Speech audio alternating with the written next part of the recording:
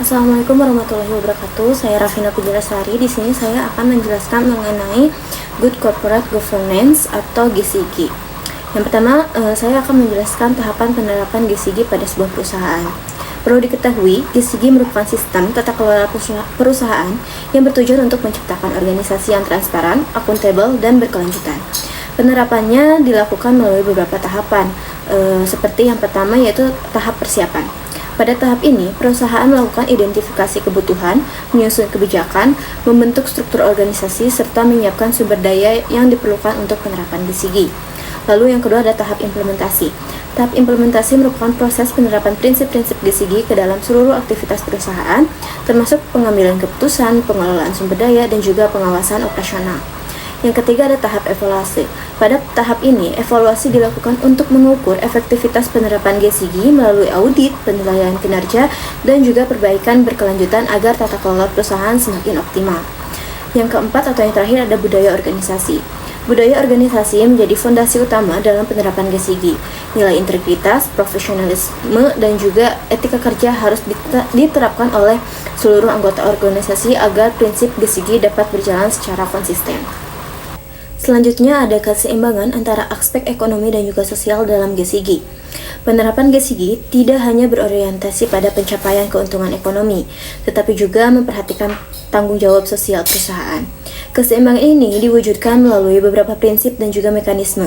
Yang pertama ada prinsip dasar GCG, diantaranya ada keterbukaan atau transparansi. Perusahaan menyampaikan informasi secara jujur, jelas, dan mudah diakses oleh para pemangku kepentingan. Lalu ada independen, yaitu pengambilan keputusan dilakukan secara objektif tanpa adanya intervensi dan pihak yang memiliki konflik kepentingan. Lalu ada kesetaraan dan kewajaran atau fairness, di mana seluruh pemegang saham, karyawan, dan stakeholder memperoleh perlakuan yang adil sesuai hak dan juga kewajiban. Nah, adapun peraturan perusahaan dan kode etik. Peraturan perusahaan serta kode etik profesional berfungsi sebagai pedoman perilaku bagi seluruh karyawan dan manajemen dalam menjalankan tugas secara bertanggung jawab dan juga berintegritas. Selanjutnya ada sistem penanganan pelanggaran.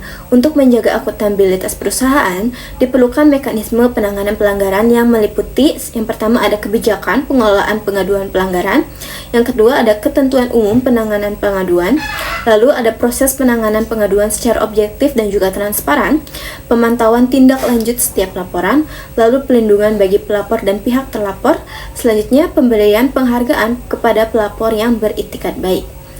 Selanjutnya ada standar operasional dan keselamatan kerja.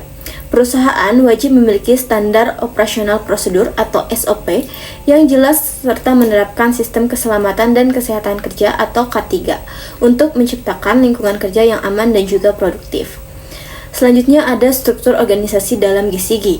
Penerapan GCG didukung oleh pembagian tugas dan fungsi yang jelas, yaitu rapat umum pemegang saham atau RUPS, pemegang saham kekuasaan tertinggi yang menetapkan kebijakan strategis perusahaan. Lalu ada Dewan Komisaris, melakukan fungsi pengawasan terhadap kebijakan dan kinerja direksi. Adapun direksi yang bertanggung jawab atas pengelolaan operasional perusahaan serta pelaksanaan strategis bisnis. Lalu yang terakhir ada unit audit internal, melakukan pengawasan dan evaluasi terhadap sistem pengendalian internal untuk memastikan seluruh aktivitas perusahaan berjalan sesuai dengan peraturan. Kesimpulan dari Good Corporate Governance ini merupakan sistem tata kelola yang mengedepankan prinsip transparansi, independensi, serta keadilan dalam setiap proses bisnis. Penerapannya dilakukan melalui tahap persiapan, implementasi, dan evaluasi yang didukung oleh budaya organisasi yang kuat, sistem pengendalian yang efektif, serta struktur organisasi yang jelas. Dengan penerapan GCG yang baik, perusahaan tidak hanya mampu meningkatkan kinerja ekonomi, tetapi juga membangun kepercayaan stakeholder dan menciptakan berkelanjutan bisnis dalam jangka panjang. Mungkin cukup sekian penjelasan dari saya, mohon maaf bila ada kekurangan. Wassalamualaikum warahmatullahi wabarakatuh.